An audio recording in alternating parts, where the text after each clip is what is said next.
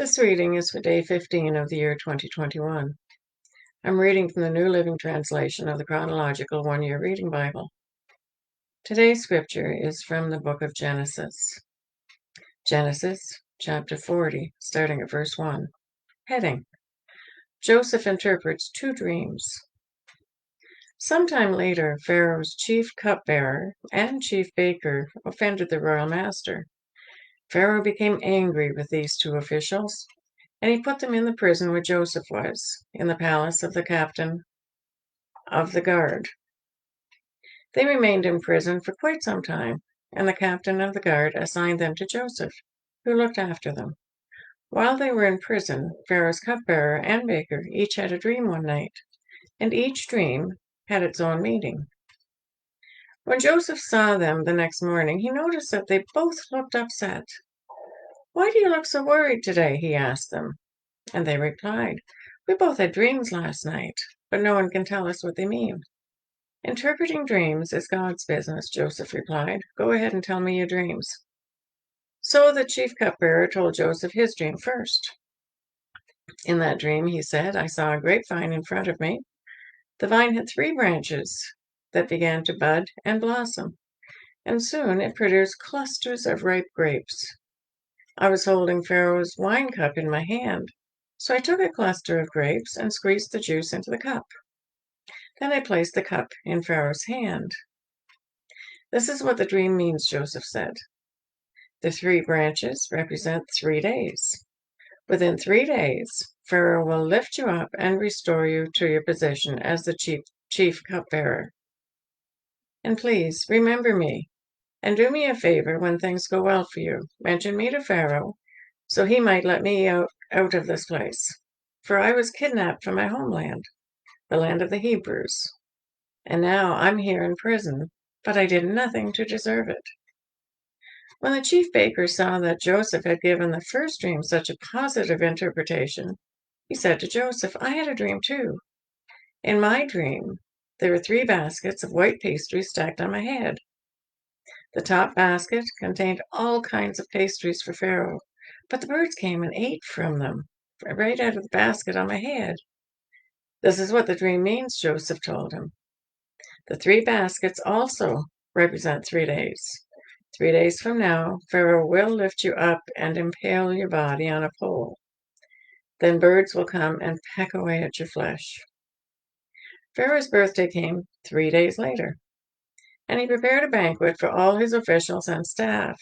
He summoned his chief cupbearer and chief baker to join the other officials. He then restored the chief cupbearer to his former position so he could again hand Pharaoh his cup. But Pharaoh impaled the chief baker, just as Joseph had predicted when he interpreted his dream. Pharaoh's chief cupbearer, however, forgot all about Joseph, never giving him another thought. Genesis chapter 35, verses 28 and 29. Isaac lived for 180 years. Then he breathed his last and died at a ripe old age, joining his ancestors in death. And his sons Esau and Jacob buried him. Genesis chapter 41, starting at verse 1. Heading: Pharaoh's dreams. 2 full years later, Pharaoh dreamed that he was standing on the bank of the Nile River. In his dream, he saw 7 fat, healthy cows come up out of the river and begin grazing on the marsh grass. Then he saw 7 more cows come up behind them from the Nile, but these were scrawny and thin. These cows stood beside the fat cows on the riverbank. Then the scrawny, thin cows ate the 7 healthy fat cows. At this point in the dream, Pharaoh woke up. But he fell asleep again and had a second dream. This time he saw 7 heads of grain, plump and beautiful, growing on a single stalk. Then 7 more heads of grain appeared, but these were shriveled and withered by the east wind. And these thin heads swallowed up the 7 plump, well-formed heads. Then Pharaoh woke up again and realized it was a dream. The next morning, Pharaoh was so disturbed by the dreams So he called for all of the magicians and wise men of Egypt. When Pharaoh told them his dreams, no one, not one of them, could tell him what they meant. Finally, the king's chief cupbearer spoke up. Today, I have been reminded of my failure, he told Pharaoh. Some time ago, you were angry with the chief baker and me, and you imprisoned us in the palace of the captain of the guard. One night, the chief baker and I each had a dream, and each dream had its own meaning. There was a young Hebrew man with us in the prison who was a slave of the captain of the guard. We told him our dreams, and he told us what each one of the dreams meant. And everything happened just as he had predicted. I was restored to my position as cupbearer, and the chief baker was executed and impaled on a pole. Pharaoh sent for Joseph at once, and he was quickly brought from the prison. After he shaved and changed his clothes, he went in and stood before Pharaoh.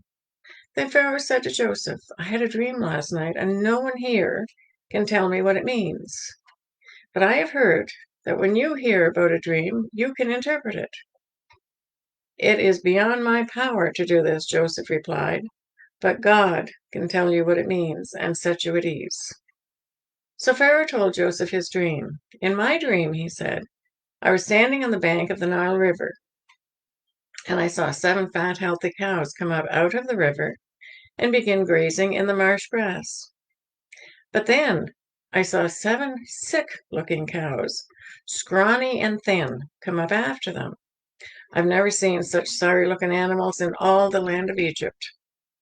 These thin, scrawny cows ate the 7 fat cows, but afterwards you wouldn't have known it, for they were still as thin and scrawny as before. Then I woke up.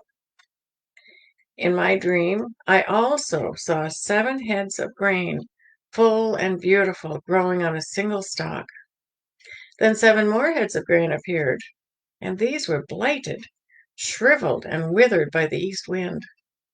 And the shriveled heads swallowed the healthy ones. I told these dreams to my magicians, but no one could tell me what they mean.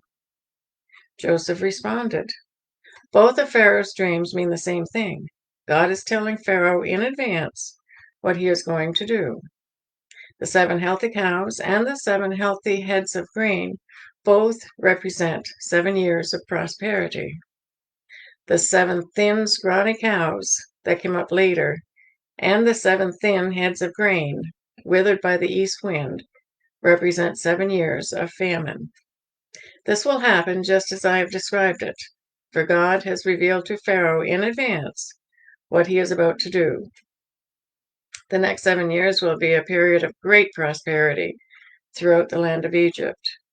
But afterwards, there will be 7 years of famine so great that all the prosperity will be forgotten in Egypt. Famine will destroy the land. This famine will be so severe that even the memory of the good years will be erased. As for having 2 similar dreams, it means that these events have been decreed by God, and he will soon make them happen. Therefore, Pharaoh should find an intelligent and wise man and put him in charge of the entire land of Egypt. Then Pharaoh should appoint as supervisors over the land and let them collect 1/5 of all the crops during the 7 good years.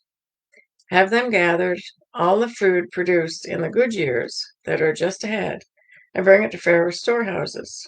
Store it away and guard it so there will be food in the cities. That way there'll be enough to eat when the 7 years of famine come to the land of Egypt. Otherwise, this famine will destroy the land. Heading: Joseph made ruler of Egypt. Joseph's suggestions were well received by Pharaoh and his officials. So Pharaoh asked his officials, can we find anyone else like this man so obviously filled with the Spirit of God? Then Pharaoh said to Joseph, since God has revealed the meaning of the dreams to you, clearly no one else is as intelligent or wise as you are. You will be in charge of my court, and all my people will take orders from you. Only I, sitting on my throne, will have a rank higher than yours. Pharaoh said to Joseph, I hereby put you in charge of the entire land of Egypt. Then Pharaoh removed his signet ring from his hand and placed it on Joseph's finger. He dressed him in fine linen clothing and hung a gold chain around his neck. Then he had Joseph ride in the chariot reserved for his second in command. And wherever Joseph went, the command was shouted, "Kneel down." So Pharaoh put Joseph in charge of all of Egypt. And Pharaoh said to him, "I am Pharaoh, but no one will lift a hand or foot in the entire land of Egypt without your approval." Then Pharaoh gave Joseph a new name, an Egyptian name, Zaphenath-Paneah. He also gave him a wife, whose name was Asenath.